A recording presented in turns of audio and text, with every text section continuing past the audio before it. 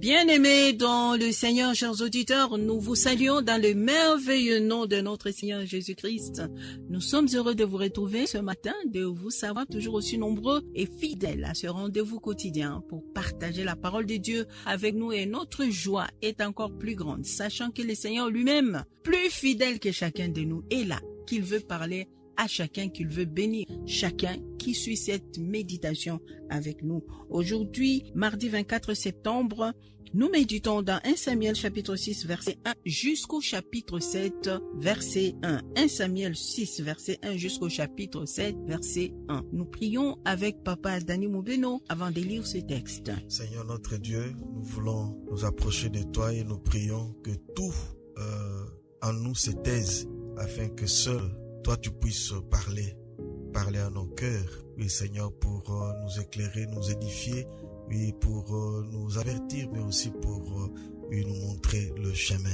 Par Jésus-Christ, notre Seigneur et Sauveur, sous l'inspiration et la puissance du Saint-Esprit. Amen.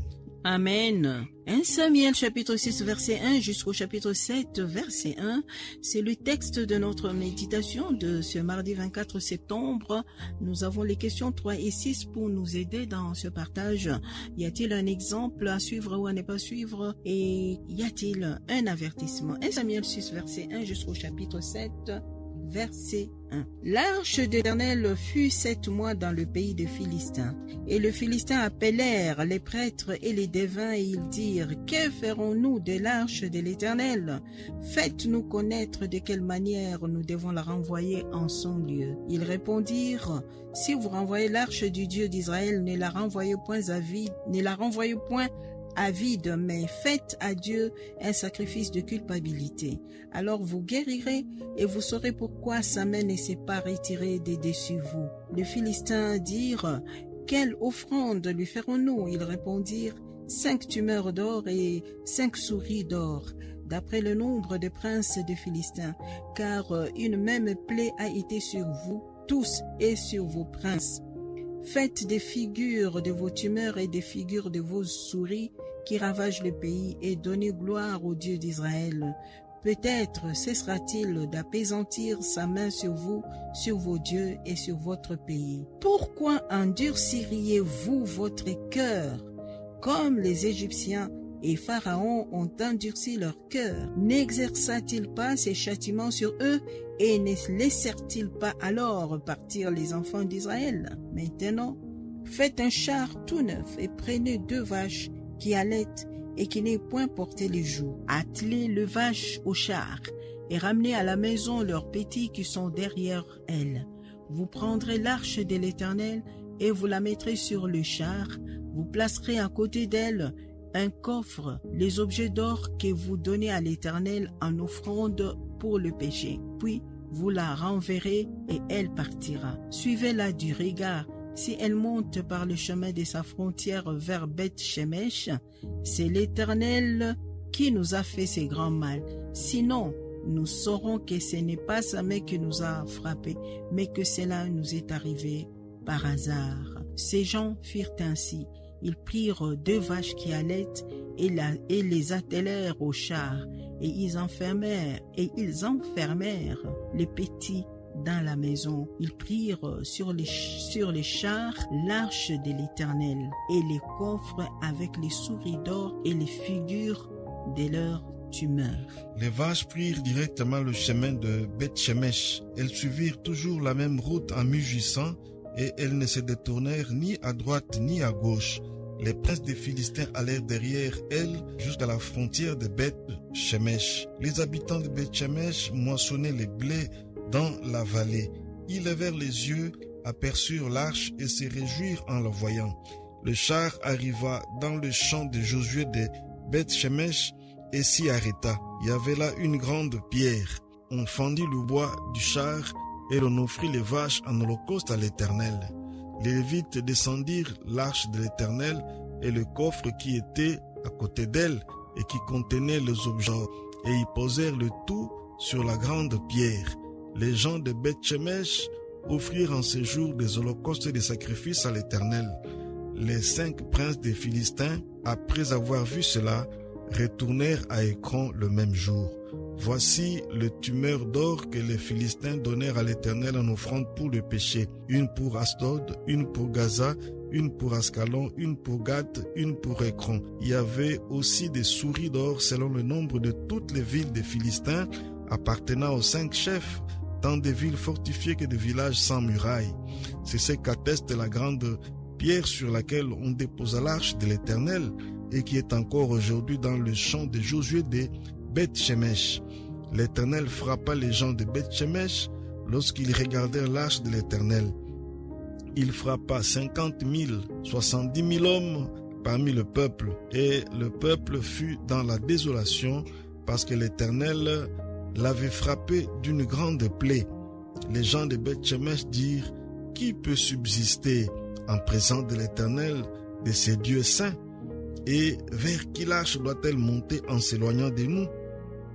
Ils envoyèrent des messagers aux habitants de Kirjath-Jérim pour leur dire: les Philistins ont ramené l'arche de l'Éternel, descendez et faites-la monter vers nous. Les gens de Kirjath-Jérim vinrent et firent monter l'arche de l'Éternel. Ils la conduisirent dans la maison d'Abinadab sur la colline, et ils consacrèrent son fils Éléazar pour garder l'arche de l'Éternel.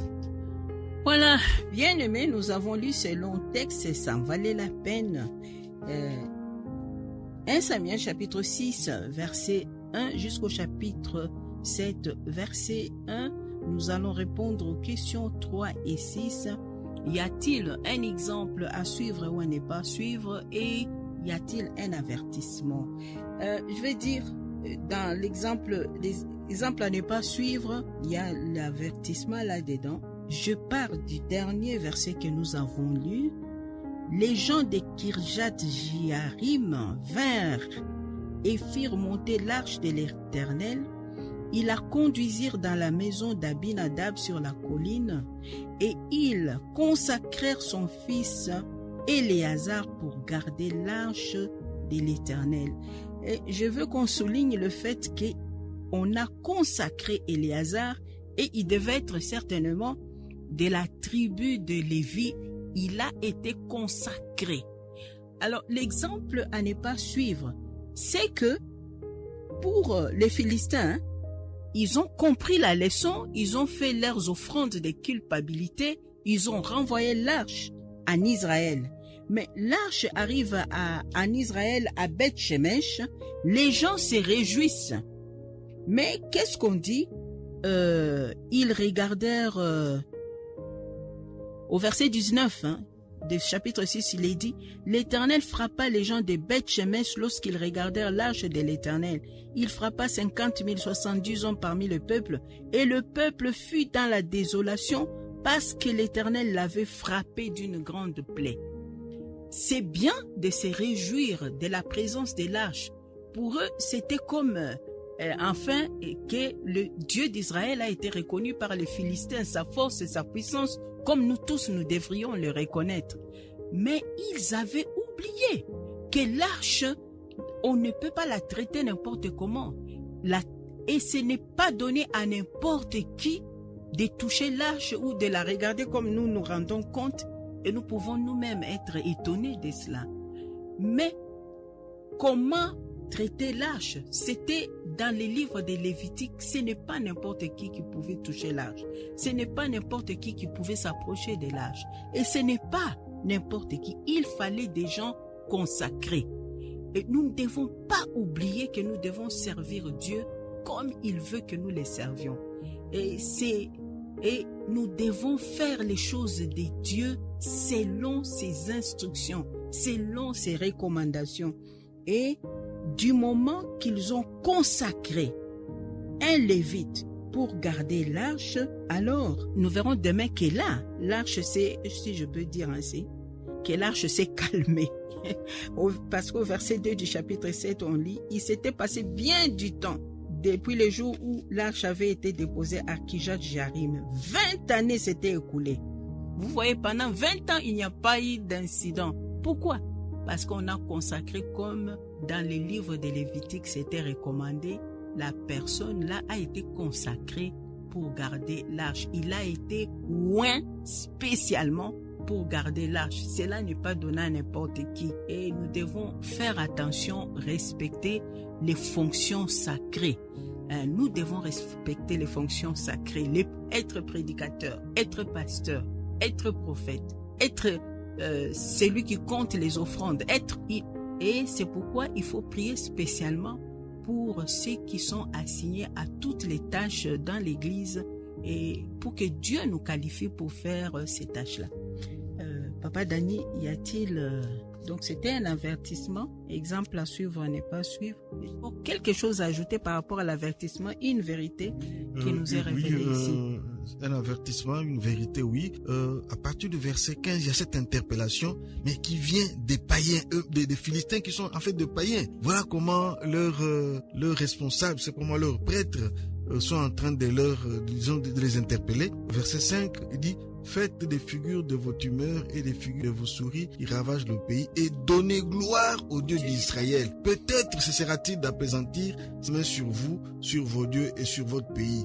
Pourquoi endurciriez-vous votre cœur comme les Égyptiens et Pharaon?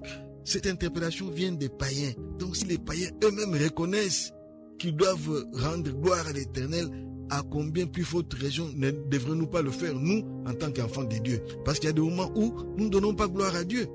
Quand on se méconduit ou quand on fait des choses sciemment, sachant que ce n'est pas dans la volonté de Dieu, mais on le fait sciemment, c'est comme si nous sommes en train de nous endurcir.